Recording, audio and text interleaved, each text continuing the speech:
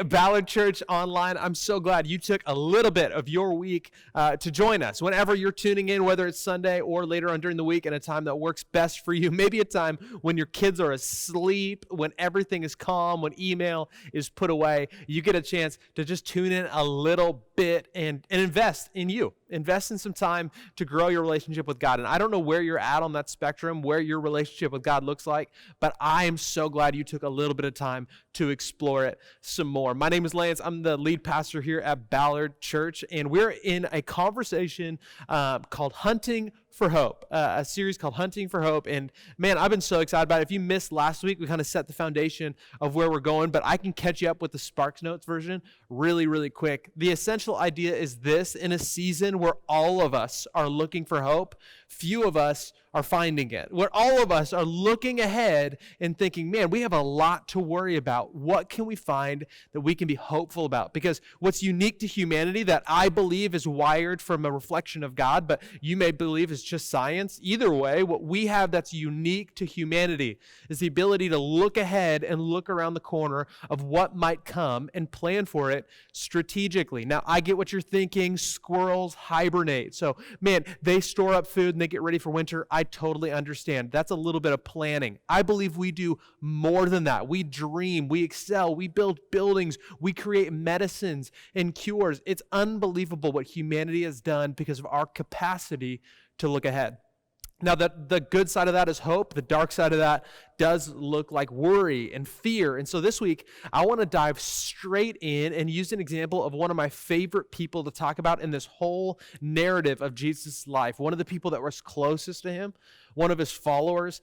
His name is Peter. And I want to dive into his life because I think he can teach us a lot about what it means to hunt for hope in pretty dark situations. Now, we get introduced to Peter as a follower of Jesus because originally he was a fisherman, and Jesus actually, in his own amazing Jesus way, started his tenure in ministry, walked up to some people and said, hey, why don't you follow me? Now, culturally, that sounds weird, but in that time, it actually was a huge honor. So here's where we see Peter, also called Simon, for the first time meeting Jesus.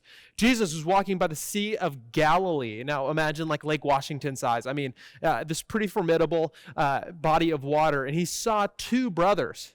They were Simon Peter, that's the main character, and Andrew, which nobody really cares about Andrew. At least we don't care about Andrew today, who's his brother. But Simon Peter, he's going to be kind of the focal point of today.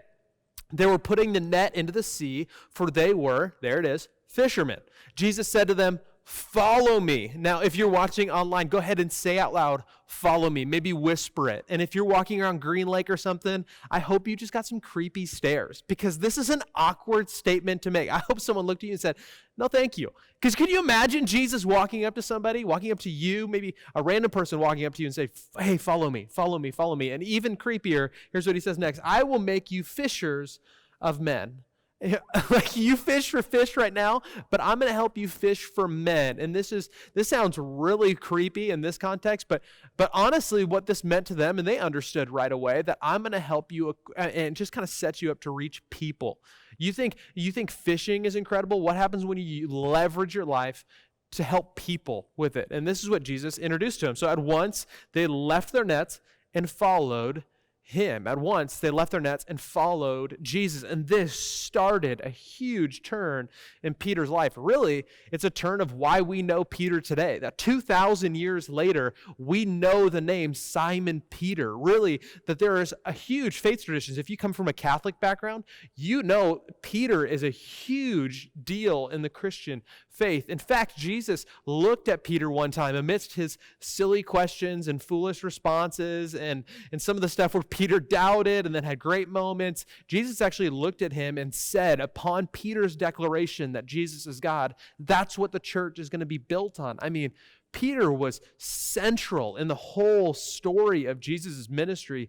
Peter is there through all of it. So from this turn in his life where he becomes a follower of Jesus, things are on the up and up. He's learning some, he's struggling some, amazing things. He's watching miracles. He's watching people be healed. He's watching people be fed. He's seeing Jesus teach incredible messages that have literally changed history. Peter has a front row seat at all of this.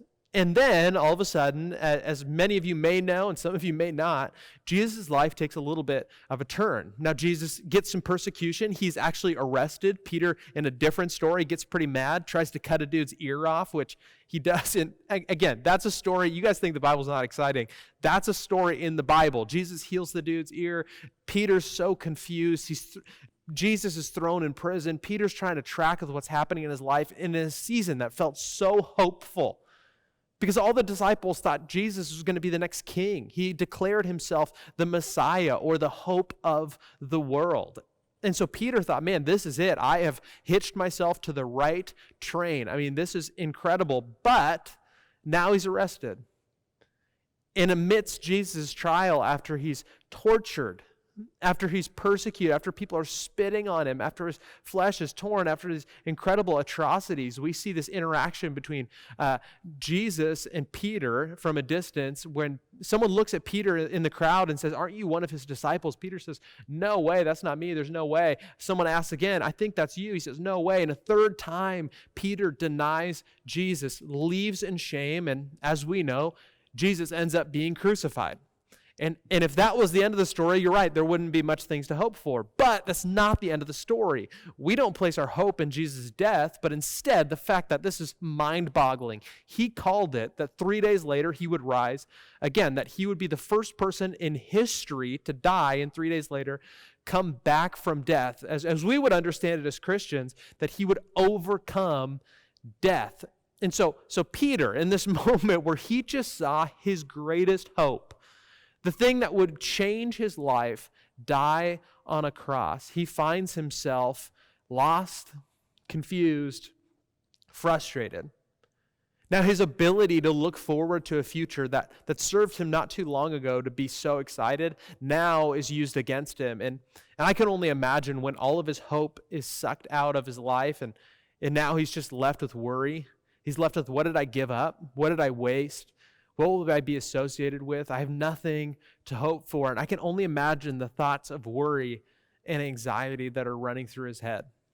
Now, Jesus reappears to the disciples and in this incredible way challenges them to go and change the world. And they still feel a little bit lost in direction. They don't know what to do next without Jesus leading the disciples one step at a time. They get pretty lost and confused. So here we find Peter retreating to what is comfortable, to what he knows. In the Bible, we catch up on the story of Peter after Jesus' death and resurrection, when Jesus actually called them to go and continue ministry, continue caring for people who are lost and dejected, who are the lowest of society. Show them the same compassion that I did. Instead, here's where we find Peter in John chapter 21. This is where we're going to camp out a lot today. This is where we find Peter in his darkest moments, in the moments where he doesn't really have a lot of hope. He says to his friends, I'm going out to fish. He's going out to fish. Remember where we found Simon Peter originally. He's a fisherman. This is what he knows. This is what he understands. He says to his friends, I'm going out to fish. And they said, we'll go with you. So they went out, got into the boat, and if things couldn't get any worse, they fished all night and they caught nothing. They caught nothing. So there we are. We thought things couldn't get any worse, but now the thing that I thought I was good at, I couldn't even do anymore. But isn't it true? Isn't it true in your life and in my life? I think this is so true. At least it has been for me. I'm guessing you can relate that in the moments where we're overcome with worry or stress, when things don't feel like they have a lot of hope, when we're confused about what our next step could be, maybe this is something very real for you that you felt in this season of dealing with COVID-19 and all of the uncertainty that goes with it, maybe with all the politics and everything that have been kind of entrenched in our nation right now. Maybe you felt this stress and anxiety. Peter did something that I think we can relate to. He simply did this. When faced with fear, we most often retreat to stability. Isn't that true? We try and find something that can bring stability in our life. Now, if I don't have it here, I'm going to just back place. It's like when you lose your wallet and you retrace your steps to eventually think, okay, if I just go back to where I've been, I'll eventually find it. And a lot of times we think this works with stability or comfort. We think, okay, I've gotten to a certain place in my life. Let me just backtrack to my steps to the last time that I felt comfortable, the last thing that I did or partook in that helped me feel a sense of stability. I just want to retreat back to that place. In psychological world, this is a psychological term. They would actually refer to this as coping mechanisms. These are coping mechanisms. When life is difficult or stressful, we try and find something to bring us back stability. Now, coping mechanisms isn't a bad thing. These really range on a spectrum. Some of these are really healthy. Some of these are pretty destructive in our lives, but we all have different coping mechanisms. Sometimes when you're stressed, you just need to take a nap. And that's okay. Sometimes you just need to backtrack and just relax a little bit. Sometimes you need to get your favorite comfort food, and that's going to help you. Maybe you just need to zone out for a few minutes and put your email away. Maybe that helps you just kind of take a deep breath. Maybe, honestly, breathing is something that really helps all of us. I mean, we all breathe, but there's certain breathing exercises that maybe you've gone through before that have helped you to kind of cope with the stress and anxiety that oftentimes floods our life. A lot of these things can be healthy, but at the same time, they can get pretty unhealthy too. Maybe you've gotten to a place where overeating is the way. I know for me, that's me. Whenever I feel stressed or anxious, I just want to eat, not a little bit, but a lot. I want to eat to excess. Maybe for some of you, you think, I just can't get out of bed. Maybe for some of you, it's I need to turn on Netflix and not to watch one show, but I need to press through even when it says, are you still watching? I need to just keep hitting yes. I'm just in. I'm locked in. I need to get through a whole season, not just an episode. Maybe that's something for you. Maybe for you, it's a certain substance. Maybe it's something you consume. And you get to a place where you consume and it just begins to have diminishing returns. In fact, this is what we see as kind of a definition for addiction is something that at first substantiates kind of the urgency that you have, but over time, it just becomes more urgent with less satisfaction. So some coping mechanisms offer a sense of stability that arrives quickly and is short-lived. You know this to be true. I know this to be true. Some of our coping mechanisms with the natural ups and downs of life arrive quickly but are short-lived. And when that happens, we have the desire and need to continue down the road. Want to know what's frustrating about this reality? These are often our favorite coping mechanisms. These are the ones that feel the best because they're easiest to get to and they immediately make you feel better. Isn't that true? Isn't that true that there's something in your life that these are usually our favorite or the things, and you can think of it, yours look different than mine, but I have plenty of my own, that in the moments of stress and anxiety, we want the thing that's going to heal it quickly, but unfortunately doesn't last very long, which creates this cycle of frustration. And what we've found to be true, and this is incredible for each of us, in these moments where we feel maybe stretched or we feel like things are difficult, that's actually where we can learn the most. It's actually where God would meet us is not just in our comfort, not just in overwhelmed stress, but maybe in the messy middle. There's this theory of learning, and it's actually developed by a psychologist, and it's called the learning zones. And maybe you've heard of this before, but it was incredible to me, and this really spoke to the story of Peter to me. That for all of us, there's different zones where we're able to learn. When we're at our most comfortable, that's the place that we love to, where we're not challenged, we're not really stressed, we're very comfortable with the things that are coming and going. This is one area. The next would be our panic zone, where things are flooded and out of control, where we have no semblance of stability, where we just feel overwhelmed and panicked. And then there's the place right in the middle, where we're stretched, where we're not comfortable, but we're not panicked, but things aren't easy, where things are maybe a little bit difficult. And what psychologists would tell us is actually that this is the area we learn the most in. In our comfort zone, we're not challenged to learn. We don't have to. Nothing has to change in our life. And you know humanity, you know me, that when nothing has to change, nothing will change. And so in our comfort zone, we don't learn much. In our panic zone, there's too much happening. There's too much stimulus. And so we're not actually able to learn there either. It's when we're stretched. It's when things aren't convenient, when we don't know all the answers. That's when we begin to learn the most. In fact, there's a famous psychologist that has this incredible quote that I want you to read that I just thought was so timely to this. His name is David Viscott, and here's what he says. If you want to feel secure, do what you already know how to do. But if you want to grow, go to the cutting edge. I love that phrase. Go to the cutting edge of your competence. Isn't that awesome? Which means a temporary loss of security. So, whenever you don't quite know what you are doing, know that you are growing. Man, isn't that reassuring but challenging at the same time? That even exactly when you don't know what you're doing, that's just when you know you're growing. And for all of us, I know that's challenging because, to be honest, I love the comfort zone. I love it. I yearn for the comfort zone. There's this perfect moment at the end of the evening. It usually happens at, if everything goes to plan, it happens at 8:05 p.m. Pacific Standard Time, when both my girls are asleep, when they are passed out, and I can do whatever I want to do. It's this beautiful moment in the evening where comfort is finally mine, and I have the opportunity to ask the question, do I want to eat ice cream? Or do I want to finally find the time to work out for the day? It's my choice and it's my decision. But in that moment, I love comfort. But what I know is the same reality that you know. When I step out of my comfort, when I get stretched a little bit, is when I start to grow. And this is exactly where I think we found Peter. Now, he went through a moment of crisis, yes, very understandably, when he saw his hope die on a cross, but he knew that he had resurrected. He knew that there was a next step in his life, but I think he felt too stretched to go for it. So we find him back in his comfort zone, fishing. And wouldn't you know it, he didn't catch anything that day, but this. If you're hunting for hope, I think this is where you need to lean in a little bit, and we can learn from what Jesus teaches Peter right now in this moment. You ready? This is what happens next as Jesus shows up to the scene with Peter fishing. Here's what happens. Early in the morning, Jesus stood on the shore, but the disciples did not realize that it was Jesus. They just saw a guy far off in the distance. And what Jesus said here, this is so savage. I love it. He called out to them, "Friends, haven't you any fish?" What a troll. I mean, this is unbelievable. Jesus shouts out, "Hey, your boat looks pretty empty."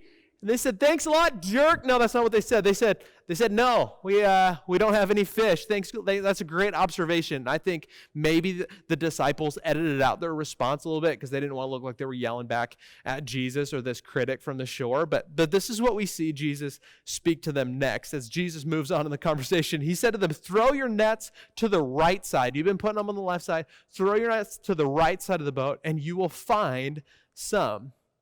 Now, they'd been out all night because that was the best time to fish. They had been out all night. They had a sleepless night. They're up early in the morning. They had no fish. They're dejected. They're frustrated. Everything in life doesn't feel like it's going well. And somebody says, "Hey, why don't you throw it out to the other side?" To which they could say, "Leave me alone. Leave me alone." But in this moment, they said, "What do we have to lose?" So they threw it out to the side. When they did, they were unable to haul in the net because of the large number of fish. Now, I know what you're thinking. You have a basic understanding of physics, and you're thinking to yourself, hold on, left side or right side? It's not like they were in different bodies of water here. It should be pretty similar. I think what the Bible is trying to teach us is that through Jesus, there's this unexplainable provision, even in our most frustrating moments, that even when Jesus shows up on the scene, everything changes. And as soon as this happens, the whole tenor of the attitude really of what's happening in this story shifts immediately. And they start to realize that something bigger than just them is happening in the moment. Here's what happens next. Then the disciples whom Jesus loved said to Peter, "It's the Lord." As soon as Simon Peter heard him say, "It's the Lord," he wrapped up his outer garment around him, for he had taken it off because he was fishing all night. So he wrapped it up and he jumped into the water. He said, "No way, this can't be real. It must be Jesus." And you want to know what I think he was chasing? A sense of comfort. Because once again, he finds himself lost and stretched. And when the opportunity arises to see comfort once more, and maybe today, you're in a place where you need comfort again too. And you're thinking, I don't know what it's going to take. I don't know how I'm going to get there. But as soon as the opportunity presents itself, I am going to chase it. I would encourage you to do the same thing that Peter does. And in the moment when we hear that God is accessible, that God is calling to us to draw near, when we realize that he is present even in our toughest situations, it's our opportunity to respond. And Peter does so in, man, just such a visceral way. He puts everything back on. He dives into the water. They're like, "Whoa, we can just row back in." He says, "I don't have time to wait for you to haul in the fish. I don't care about the fish that we'd been seeking all night because something greater is available." And there's this incredible exchange and interaction that happens between Peter and Jesus when they finally reach each other on the shore once more. It's amazing to see what happens between the two of them as he continues in this conversation. Now Peter walks up to Jesus, and they actually have a meal together. They sit and they talk and they catch up. And once everything gets comfortable again, leave it to Jesus to kick us right out of comfort back into stretch. Now, I think he'll invite us there sometimes, and he knows, and I think you know, when the moments you just say, hey, listen, I'm not in it to learn right now. I just need to take a moment for me, and I need to find some comfort. I think Jesus understands those moments. But wouldn't you know it, just like he always did with Peter, after a little bit of comfort, he found a way to press them out a little bit more. And this is just beautiful. In context of everything that's happened in Peter's life, here's what Jesus says to him. When they had finished eating, Jesus said to Simon Peter, Simon, son of John, do you love me more than these? More than these people, more than this fish, more than what's happening in your life right now? Do you love me more than anything else? He said, yes, Lord, of course. Come on. You know that I love you. Then Jesus said, if you really do, this is what you should do. You should feed my lambs, which to us, and especially if you're not from a Christian background, if you don't understand what Jesus is talking about here, I understand this can feel really weird. Like this can feel like a friend coming up to you like, did Jesus actually own lambs? Was he worried about that? It's like a friend saying, hey, I'm out of town. Can you feed my dog? Like this feels really strange. But Jesus, when he speaks of lambs, speaks of his people. He speaks of you, and he speaks of me. He essentially is saying, then would you care for the people around you? Would you care for humanity? To which Peter says, yeah, of course, you know that's what I've signed up for. And this is what happens again. He doubles down. This is what Peter says. Again, Jesus asked, Simon, son of John, do you love me? He said, well, Jesus, this feels like a Finding Dory moment, like we just had this conversation a second ago. And he answered, yes, Lord, you know that I love you. Jesus said, take care of my sheep. In the same way, okay, if you really love me, here's what I'm asking you to do. Here's the stretch goal that I think you're going to learn from. Here's the stretch goal of outside of your comfort zone that I really need you to embrace, is go care for the people around me. And if 2 times wasn't enough, if 2 times didn't get the point across, if he wasn't already concerned that Jesus was like, hold on, are you not engaged in this conversation? Here's what happens.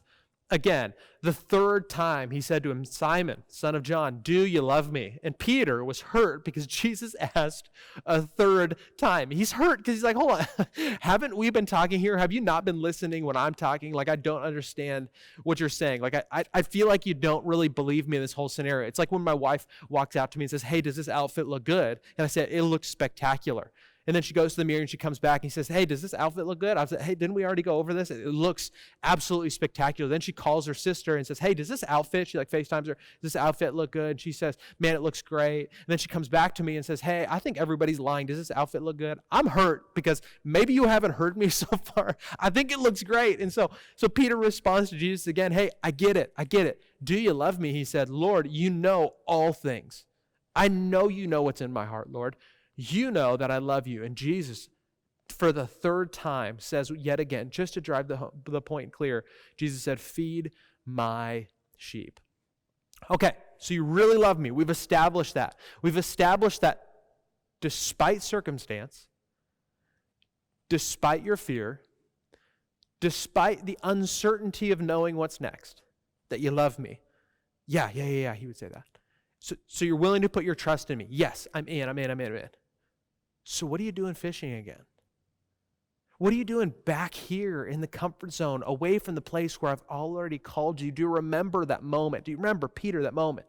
Well, not so long ago, a few years back, I found you and your brother Andrew sitting here fishing, and I said, would you come and follow me? And again, Peter just responds. And I really think Jesus said this 3 times. Theologians would call it the reinstatement of Peter, because remember, when Jesus was being tried, they asked Peter, do you know him? And he said no 3 times. So Jesus, I think in this unbelievable symbolism that later Peter would put together, in the moment it was kind of lost on him, but later he would put together, he would realize, wow, he's taking back the 3 times that I refuted him or denied him, and instead replacing it with the fact that I love him, and a challenge. And then once again, just like in the very first moment he knew him, just like when everything was normal and comfortable, Jesus ends the conversation and simply challenges him with this. He said to him, "Follow me." And Peter is struck and brought back to the very moment so long ago when Jesus asked him to drop his nets and follow him. When the adventure that was ahead felt so exciting and exhilarating, when the uncertainty was postured and wrapped with hope, that instead it wasn't worry about what would be ahead, it wasn't concern, but instead it just felt so opportunistic. Jesus invites him to once again feel that feeling, to once again embrace that reality that even though you don't know what's ahead, hope is an option. That even though it may not have turned out the way that you planned it, that God is still in control. That even when we don't have certainty or clarity, even when it's easier or convenient, even when no one would blame you to retreat back to your comfort, would you allow yourself to be stretched? And would you follow me?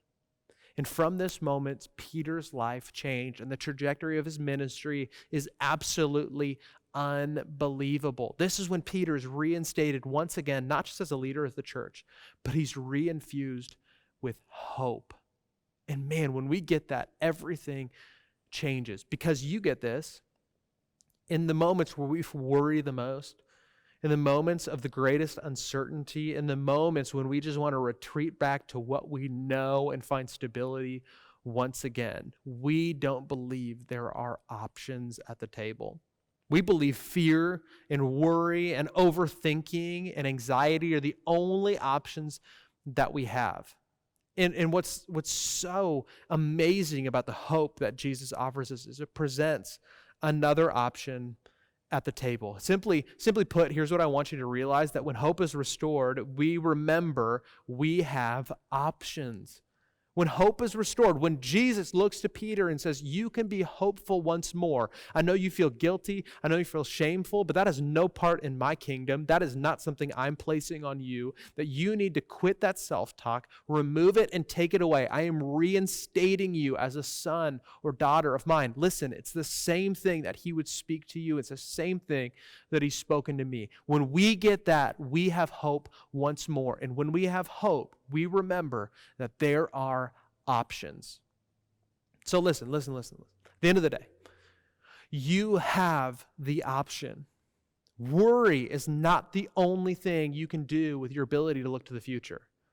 Stress and anxiety, really examine the fruit of what it's producing in your life and realize that hope, the hope that comes through Jesus Christ, not through coping mechanisms, not through anything quick. Jesus is not our crutch or our ability to just get through difficult stuff. It's so much better than that. It's so much bigger than that.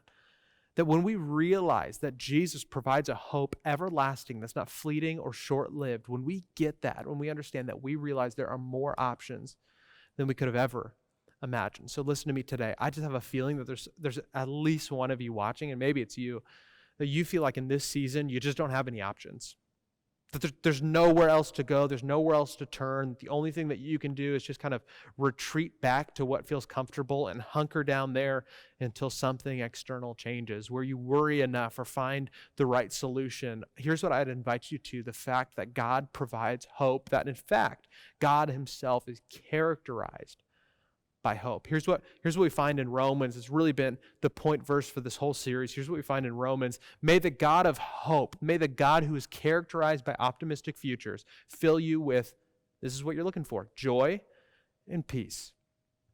Joy and peace. It only comes in believing, so that by the power of the Holy Spirit, or God dwelling in us, what an incredible opportunity that God would say, I want to dwell with you, be with you in every situation and circumstance, the ups and downs, I want to be there. May God, who is with you at all times, help you find a hope that abounds. May you abound in hope. I mean, what an incredible offer and opportunity. And once we realize that there's an offer and an opportunity like that sitting on the table, we can realize that we once again have options. So today, I'd simply ask the question, what are you hunting for? You have the chance with this supernatural, unbelievable ability that is so unique to the way that you are wired and I'm wired, that humanity has been put together, to look ahead and see around corners and kind of project what might be there. If you're looking for fear and anxiety, you will find it. But if you are hunting for hope, I'm telling you, God can provide it. And it might not look like comfort. It might look like stretching, but when we realize that there's this balance between our overwhelmed, panicked self and our completely comfortable, safe self, that right there in the middle, there's this beautiful tension where we're stretched but not broken. I believe God can meet us there and teach us things that are absolutely incredible. I think if we embrace that season with an attitude of hopefulness, that we can look back on 2020 and think, man, that was a season that God really, really changed my life. Man, that's the story I hope to tell, and I hope for you that's the story you hope to tell too. So as we close up today, I want to simply take a moment and pray for you that this God of hope, the God that is categorized by all things hopeful, would meet you exactly where you are at, regardless of where you're at. Jesus, thank you for the opportunity today to learn, to realize that we don't always have to be comfortable to be near to you. And that, God, even in the hardest moments where we feel overwhelmed and panicked, you still draw close. So today, give us all peace and all hope. That's what we're searching for. God, would you remind us that there's more options at the table than to simply be rooted and steeped in our fears? But instead, God, we can move forward with hope and confidence because you have invited us to follow you. Regardless of what our past looked like, God, regardless of whether or not we've denied you or walked away, regardless of what we've said about you, regardless of how we may have felt, Jesus, that you would still extend the offer and opportunity to follow you. So let us take hold of that. Let us realize that when we follow you, it won't always be easy, but God, it will be hopeful. And that you've challenged us more than anything to be a light to this world, to meet people, to care for people, and it's a privilege to do so. So today, as we're hunting for hope, help us find it in you. We thank you for everything you're doing. In Jesus' name, amen and amen. Well, before you tune off, I just want to give you 2 quick next action steps, things that you can do practically to walk away from here. I would challenge you to take a next step in your faith. I don't necessarily know what that looks like, but here's what I believe, that there's a next right step for every person. Maybe for you, it's to incorporate prayer as a coping mechanism in your life. Then in the moments you feel overwhelmed, you stop and pray and invite God into the situation. Maybe for some of you online, though you don't feel comfortable coming back to church yet, which is okay, that you would decide, I want to take a next step by jumping through Growth Track. And you can find Growth Track as an opportunity to know God, find freedom, discover purpose, make a difference, really realize how to get more involved here at the church and even in your own faith to get some spiritual traction. Take some action. Look at that. It even rhymed. Come on. That you can take the opportunity to do that. You can do it right on our website. And the next opportunity that I would encourage you to do is just take a moment this week to reflect on what this could mean for you. In the moments where everything feels out of control and upset, simply reflect. And here's the way that you can do that we think is the most practical, is we've put together a collection of our band. They're just absolutely incredible, singing some worship songs that I absolutely love. Maybe for you want to sing along and that helps you process. But for some of you, I would challenge you to just turn on, maybe listen to the words, maybe process what God is speaking to you. And right now, you can take that opportunity. Come on, just take a few more minutes and click on one of those worship videos and find a chance to just get some peace in a moment of chaos. So those are my 2 action steps for you. God bless you guys, and we'll see you right back here at Ballard Church Online. Or if you're in the area and you feel comfortable, we'd love to see you in person at Ballard Church right here in Ballard at 10 a.m. Sunday mornings. God bless you. See you then.